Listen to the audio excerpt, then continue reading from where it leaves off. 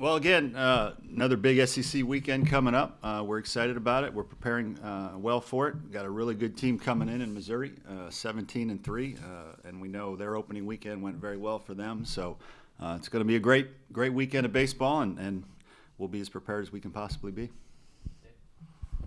Mark, just wanted to ask about Michael Braswell a little bit. Obviously, he had the big knock against Georgia in Game 1. Just what does it mean, especially in this day and age of the transfer portal and not wanting to wait your turn, that the kid did elect to stick around when he knew that he probably wasn't going to start, at least right away? Yeah, his attitude's been really good, and it was really good to see him get rewarded with that big moment. And they got really good video of it, in terms of the hit and how his teammates reacted to it. So really happy to see that, and happy to see him get rewarded for continuing to work hard and have a good attitude. Yeah. A little more energetic? I mean, he's had a good attitude the whole way. So, nothing has changed because nothing has had to change.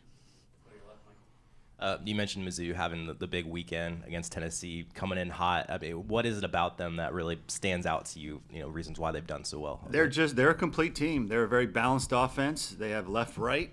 They can run the bases. They have power. They play good defense, and they can really pitch. So it's just a complete team. You've got to give them a lot of credit.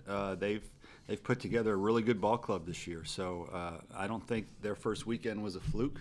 I just think it's a team that can do a lot of different things, and they don't beat themselves. And so it should be really good fundamental baseball on both sides this weekend.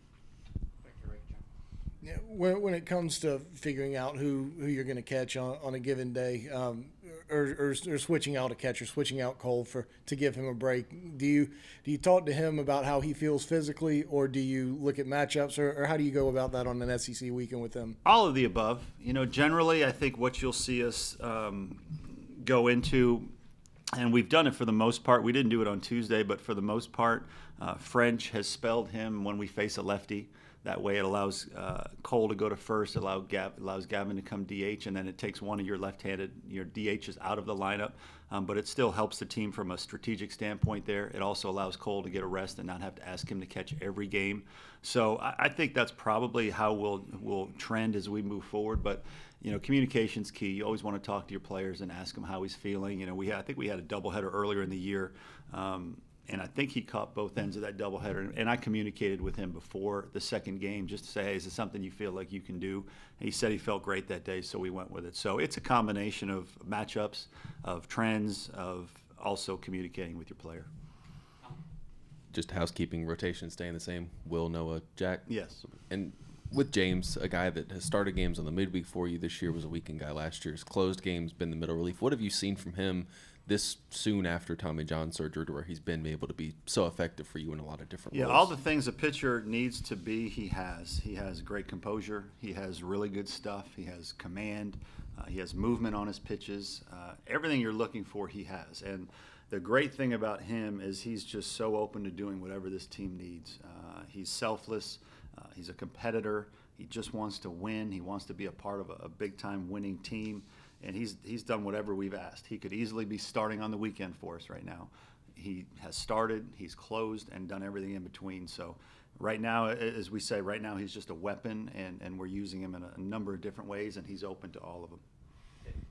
Mark, you get on a good streak, start off 20-2, and you got the routine per week, getting into a couple of Thursday, Friday, Saturday series back-to-back. Just how does that change the preparation? I mean, do you guys just say, all right, this next day is off, and how do you get through that coming in these weird weeks? Yeah, it is. It's interesting. It's obviously it's all TV based. It's trying to promote our product and our league on national TV, and we're all for that. But it does present some challenges. Now all your pitchers theoretically have to pitch on 1 day's less rest. Your team gets 1 day less rest. You travel earlier. Everything is different, but. One of the mottos we've had this year, whether it was in regards to rain delays or different schedules or the SEC weekends, it's just tell us when and where. That's been our motto. Just tell us when and where, and we'll be ready to go. And so that has to be how we continue to think about it mentally. But we will have to make some decisions on how do we approach a Thursday, Friday, Saturday.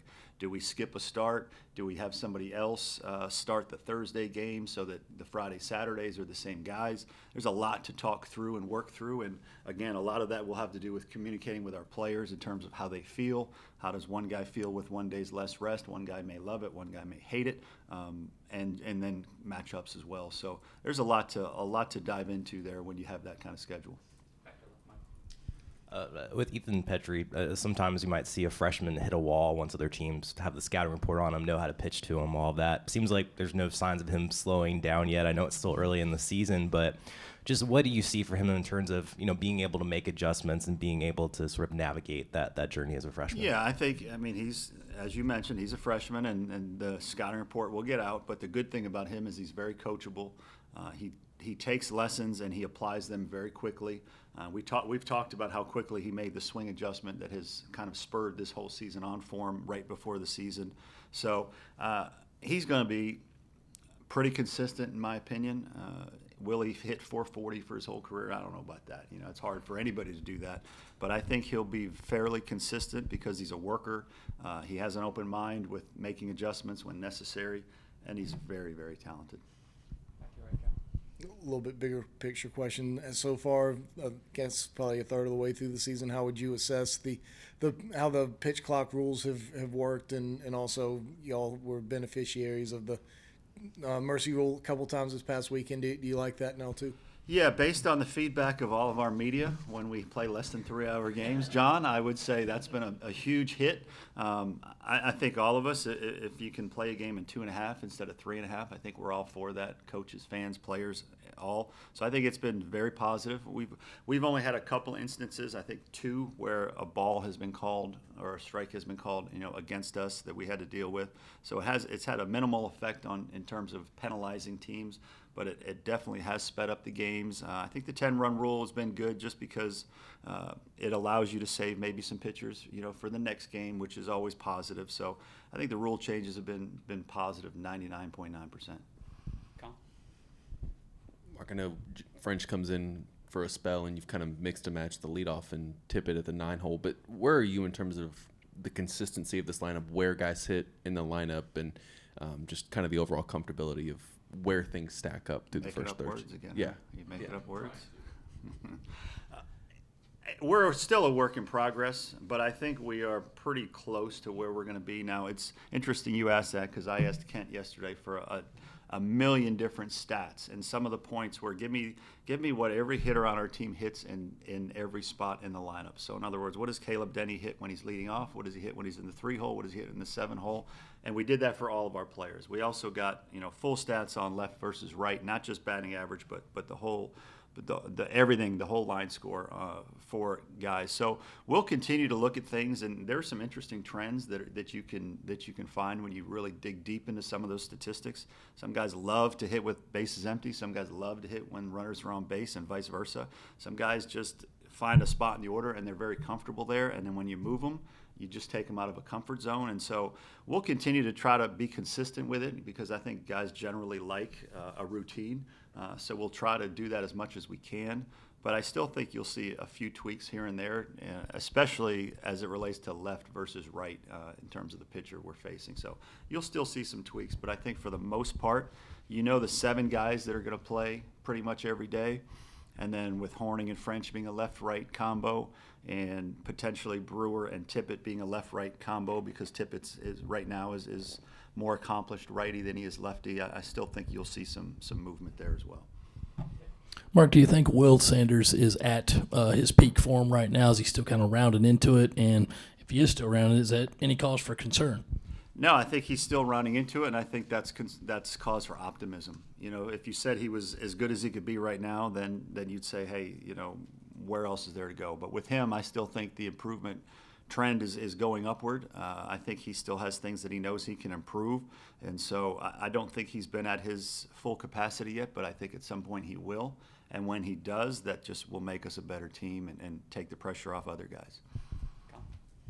You mentioned Tippett, but what have you seen from him through these last 3 starts that he's had and the flexibility he might give you at the bottom of that lineup. Yeah, he adds athleticism for sure. Generally whoever we're putting out there in center field has pretty good athleticism, and he's right there as good as any of them. As a switch hitter, I mentioned he's right now he's better right-handed, but he's an elite defender out there. Whether we put him at second, short, center field, it's a 6'5" runner that's very athletic. He's got a good burst of speed. He's got good recovery speed if he takes a bad angle in the outfield. And so he's been a nice guy. He'll be able to steal bases for us the more he plays too. So he's a mature kid. He's a lot like Petri, where it's not too big for him. He just loves to play. He's a great teammate. And he has all the characteristics of what will be a good player because of his athleticism, because of his work ethic. So he's been a nice spark. All right. All right, my pleasure.